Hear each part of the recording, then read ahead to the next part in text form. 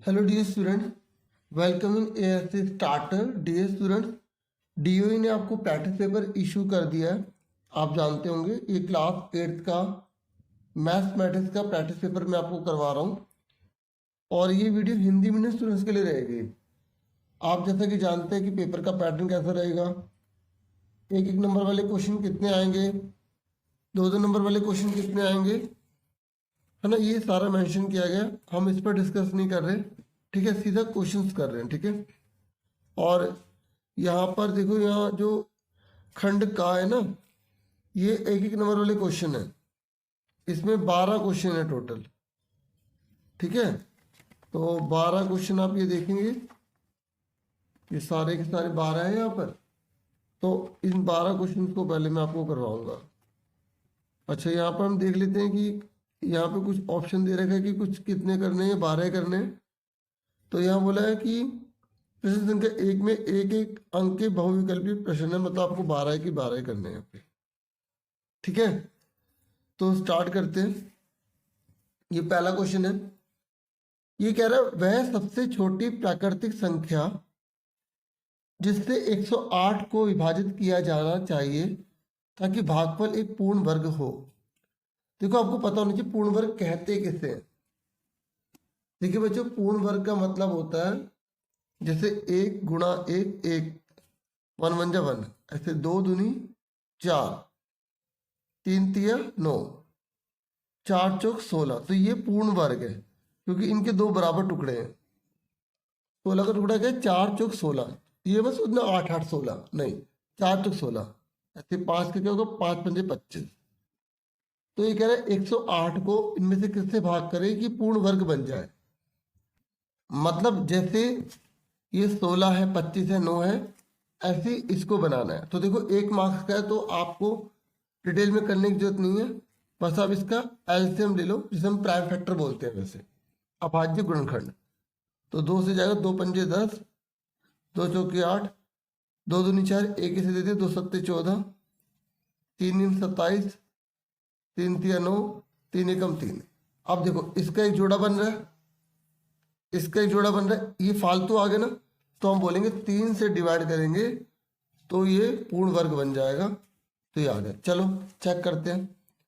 108 को 3 से डिवाइड कर दो, मतलब ये 3 हटा दो, तो क्या बचा? 3 3 9, 9 3 18 दिन 36। तो कितना आ गया? 36। आप देखेंगे, देखो 6 6 36। तो ये 36 किसका रूट होता है? 6 6 36 होता है ना। तो दो जोड़े बन गए ना। तो यही ऐसे पूछ रहा था ये। अगर ये मल्टीप्लाई वाला बोलता तो हम एक 3 फालतू लेते और मल्टीप्लाई करके लिख देते। अगर डिवाइड बोल रहा तो एक हटा दिया, तो इसका आंसर 3 आ गया। ये तो मैं आपको समझाने के लिए कर रहा है, ठीक है। ये मतलब उसमें 6 आंसर है, ये वाला 6। इसने सिर्फ ये पूछा था किससे भाग करे कि पूर्ण वर्ग बन जाए। तो हम 3 से भाग करेंगे तो पूर्ण वर्ग बन जाएगा। देखो, पूर्ण वर्ग बन गया ना, तो इसका आंसर क्या आ गया? 3। अब इसका सेकंड पार्ट, ये कह रहा है 333 के घन के इकाई स्थान का अंक क्या होगा। मतलब अगर हम इसका घन कर दें तो इसका इकाई का अंक क्या होगा। तो अगर इकाई का अंक बोले तो सिर्फ इकाई के नंबर को लेंगे। 3 ले लो। अब 3 को 3 बार मल्टीप्लाई कर दो। क्यों? क्योंकि ये घन है। घन देखो, ये वर्ग होता है। जब 2 बार मल्टीप्लाई करते हैं इसे वर्ग बोलते हैं, ये रहा ना वर्ग। लेकिन अगर 3 बार मल्टीप्लाई करते हैं, एक एकम एक एकम एक, 2 दूनी 4 दूनी 8, 3 3 9 27, तो ये घन होता है। तो इसने बोला है इस 3 का बताओ। तो 3 3 9 27, तो इसका अंक क्या आ गया इकाई का? 7। तो इसका आंसर आ गया 7। अब उसके बाद थर्ड क्वेश्चन है। तो ये कह रहे हैं इसको सॉल्व करो। तो देखो, ये बिना सॉल्व किए तो होगा नहीं, तो मैं इसको सॉल्व कर देता हूँ। देखो, एक बात आपको इसमें शॉर्टकट बताता हूँ। अगर बराबर लिखा है और पूरा नीचे है, पूरा नीचे है, और इसके साथ प्लस माइनस नहीं लिखा, तो नीचे को नीचे से काट सकते हैं। 3 एकम 3, 3 चौक 12, ठीक है। तो x -2 बटे में 1, 5x-4/4। ठीक है, अब इस 4 को इधर इसको इससे मल्टीप्लाई कर दो।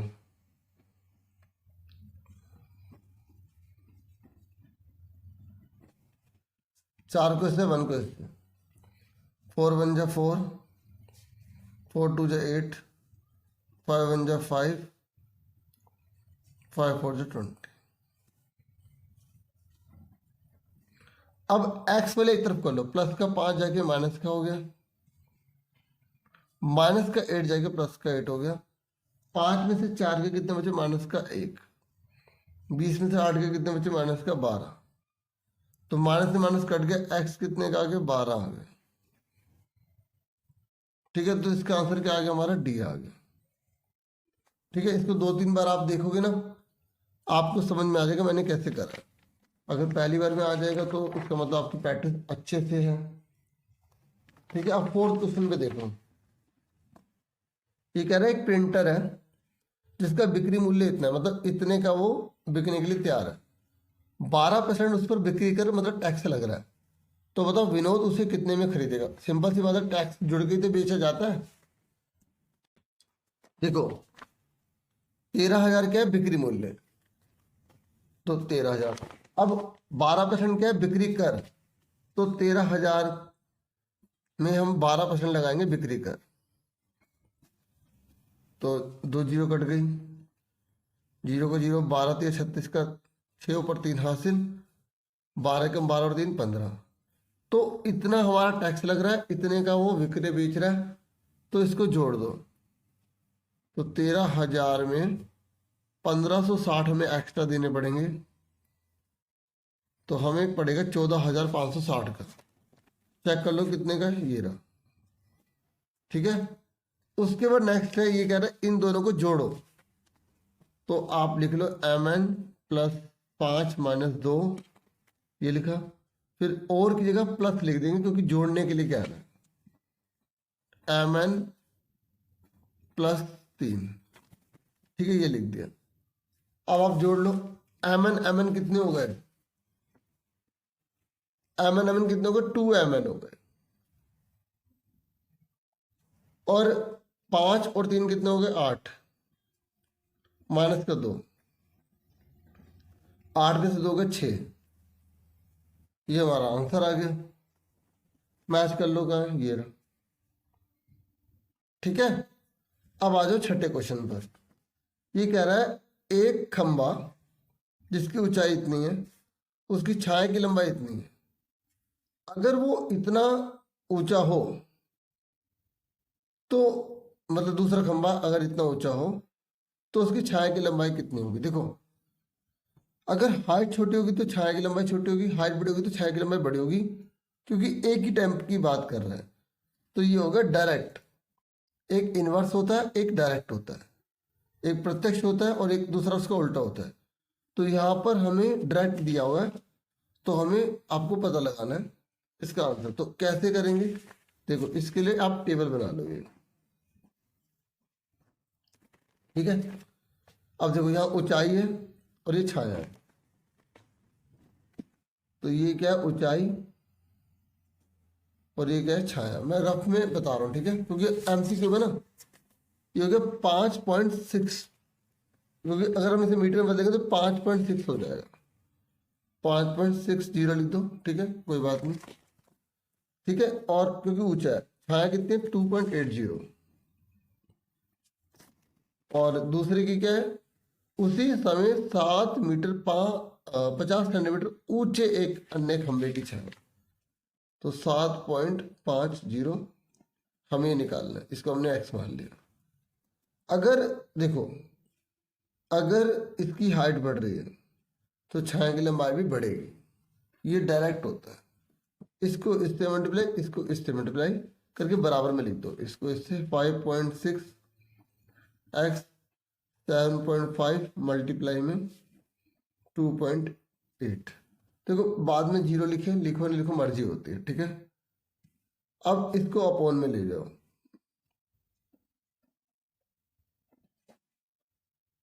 इस तरीके से। अब देखो पॉइंट हट गया, ऊपर 10 आ गया, पॉइंट हटेगा नीचे 10, पॉइंट हटेगा नीचे 10। अब एक बार दोबारा से लिख लो ताकि काटने में ना दिक्कत ना हो। नीचे 56 है, 10 10 है, ठीक है, एक 10 से कट गया, 28 दूनी 56 होता है, ठीक है, 28 दूनी 56। अब 2 को इससे काटो, 2 3 6, एक इसे दे दिया, 2 7 14, 2 5 10। अब ये जो जीरो है ना, ये जीरो, इसका पॉइंट इधर खिसक जाएगा, यह 37.5/10। तो इस जीरो का ये जो पॉइंट है ये इधर चला जाएगा, तो आंसर आएगा 3.75। तो ये कितना होगा, 3 मीटर 75 सेंटीमीटर, क्योंकि वापस हमने इसको अलग कर लिया, जब हमने यहाँ पर पॉइंट लगाया था तो वापस अलग कर लिया, ठीक है। तो इसका आंसर देखो कहाँ है, ये रहा, 3 मीटर 75 सेंटीमीटर। और थोड़ा ना इसमें तुक्का भी लगा सकते हो आप। देखो 5 से ऊंचाई थोड़ी सी बड़ी 7, तो 2 से जो छाया की लंबाई थोड़ी सी बढ़ेगी, ठीक है, तो इतनी बढ़ गई, ये तो डबल ही हो गई ना लगभग। तो ऐसा यहाँ 5 का डबल 5 का डबल 10 तो नहीं है। तो ऐसे क्वेश्चन को शॉर्टकट ट्रिक से सोच लेना चाहिए, ठीक है, समझ में आ गया जो मैं आपको बता रहा हूँ। अब आ जाओ 7वें क्वेश्चन में, ये कह रहा है इसके गुणनखंड करो।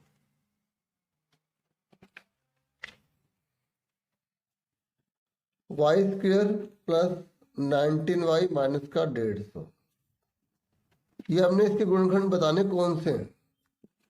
तो देखो मैं आपको इसको अच्छे से समझा देता हूं ताकि आपको समझ में आ जाए। इसके आगे 1 मान लो, इसको इससे मल्टीप्लाई करो, 150 एकम 150, ठीक है। अब हमें यहाँ घटाने पर 19 चाहिए। अब देखो हर किसी का ना कराने का तरीका अलग अलग होता है, तो आप मेरे तरीके से कर रहे हो तो 150 एकम 150 लिखा। अब इसके टुकड़े कर लो, 15 है ना, इसके टुकड़े कर लो, 5 3 15, 15 का हो गया, और ये 0 मतलब 10, तो इसका हो गया 2 × 5, मतलब 2 5 10। देखो मल्टीप्लाई करोगे ना इन चारों को तो 150 आएगा, 5 से 15, ठीक है, और 5 दूनी 10, तो 150 तो आ रहा है।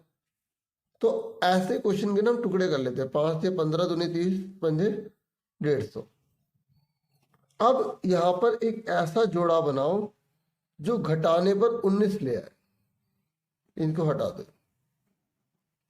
क्या ले आए, घटाने पर 19। जैसे मैंने क्या करा, 5 से 15, 5 दूनी 10, देखो मल्टीप्लाई करने पर 150 आ रहा है, लेकिन घटाने पर 15 में 10 गए, 5 आ रहा है, तो ये 19 तो नहीं आ रहा। आप सोचो, जैसे मैंने क्या करा, मैंने 5 मैंने 25 कर लिया, 3 दूनी 6 कर लिया, 25 गुणा में 6, देखो 25 6 का 150, गुणा करने पर 150 आ रहा है ना, लेकिन घटाने पर क्या आ रहा है, 19। तो इसका मतलब ये आंसर है हमारा, ठीक है, 25 6 का 150, और घटाने पर हमें घटाने पर 19 चाहिए, तो हमारा आ रहा है। तो हमने ये जोड़ा ले लिया। तो अब इसको लिखेंगे कैसे, y² प्लस 25 और 6 लिखेंगे, 25 और 6। देखो ये घटाने पर है तो माइनस लगा देंगे, y है तो इसका आगे y लगा देंगे। अगर यहाँ पे x होता तो x लगा देते, माइनस का 150। अब ब्रैकेट खोल दो। देखो ये मेरा तरीका करवाने का है, अगर आपको आसान लग रहा है तो इसे 2 3 बार देखोगे अच्छे से आ जाएगा, जो पहली बार देख रहे हैं। अब ये 2 ग्रुप बन गए। अब इसे टुकड़े करो, y 25 का करो, 5 5 25, y 6 y 15, इसका 150 का करो तो 6 गुणा में 5 गुणा में 5, जैसे मर्जी लिख लो। देखो ये 3 दूनी 6, 5 5 ये लिख लो, 5 में 25 25 का 150, 60 टुकड़े कर लो, ये 2 ग्रुप बन गए। देखो आपको क्या करना है, ये 3 जने थे, आपने इसको 4 बना लिया, ठीक है, 4 बना लिया। अब आप इसको गायब कर लो। इसमें क्या कॉमन है, दोनों में y कॉमन है, क्या बचा, y प्लस 5 5 25, दोनों में क्या कॉमन है, 6 6, माइनस माइनस, तो 6 माइनस माइनस प्लस हो गया, 6 बाहर आ गया तो 5 5 25 बचा, 5 5 25। देखो याद रखना, अगर ये दोनों सेम आ गए तो आपने सही करा। ये दोनों सेम है, इसको एक बार लिख लेंगे क्योंकि हमने कॉमन ले लिया, इस वाले ग्रुप और इस वाले ग्रुप पे कॉमन ले लिया ये। तो क्या बचा, y-6 बचा। तो ये आंसर आ गया। अब देखो मैंने काफी टाइम लिया क्योंकि मुझे समझाना था। अब देखो ये वाला ऑप्शन कहाँ है, ये रहा। क्लियर हो गया। अब ये बोल रहा है क्वेश्चन में निम्न रैखिक आलेख एक विशेष सप्ताह में सोमवार से शनिवार तक सुहास द्वारा गुड़ियों की बिक्री को दर्शाता है। यदि एक गुड़िया की कीमत 35 रुपये है तो शनिवार को गुड़ियों की बिक्री से सुहास को कितने रुपए मिले। शनिवार को कितनी गुड़िया बिकी, 40। तो 40 बिकी, एक कितने की, 35 की। तो इसको मल्टीप्लाई कर लो,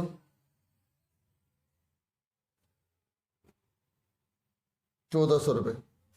ठीक है, तो ये आंसर आ गया। सिंपल सी बात है, 35 का कितना होता है, 70 का डबल 140, 1400 रुपये आ गए। तो इसको करने की जरूरत तो नहीं थी ना। ठीक है, अब आ जाओ 9 क्वेश्चन पर। ये कह रहा है कि इलेक्ट्रॉनिक स्कूटर की कीमत इतने रुपए है। ठीक है, ये कह रहा है 20% से उसमें अवमूल्यन, मतलब उसकी वैल्यू कम होती चली जाती है। तो 3 साल बाद स्कूटर कितने का रह जाएगा। तो 3 साल बाद स्कूटर कितने का रहेगा, आओ चेक करते हैं। देखो ऐसे क्वेश्चन में P लिखते हैं, 1,75,000। रेट कितना है, 20%। टाइम कितना है, 3। हमें A निकालना है। ठीक है, क्या निकालना है, A। तो इसका फॉर्मूला क्या होता है, P1 - R/100T। P कितना है, 1,75,000। 1 - R कितना है, 20/100। और टाइम कितना है, 3। 1,75,000। तो 0 से 0 कट गई, 2 एकम 2, 2 पंजे 10। ये फॉर्मूला आपको पता होना चाहिए। ठीक है, अवमूल्यन बोला है इसलिए फॉर्मूले में माइनस आ गया क्योंकि वैल्यू गिर रही है। अगर वृद्धि होती, जैसे हम बैंक में पैसा जमा कराते, बैंक में पैसा बढ़ेगा तो यहाँ प्लस लगा देते। ठीक है, और ये समझ में आ गया, 0 0 कट गई, 2 एकम 2, 2 पंजे 10। 1 ऊपर 1 बचा, नीचे 5 बचा। ठीक है, 1,75,000। अब नीचे 1 लगाओ, 5 एकम 5, 1 एकम 1, 5 एकम 5। 1,75,000। 5 में से 1 गया 4, 1,75,000।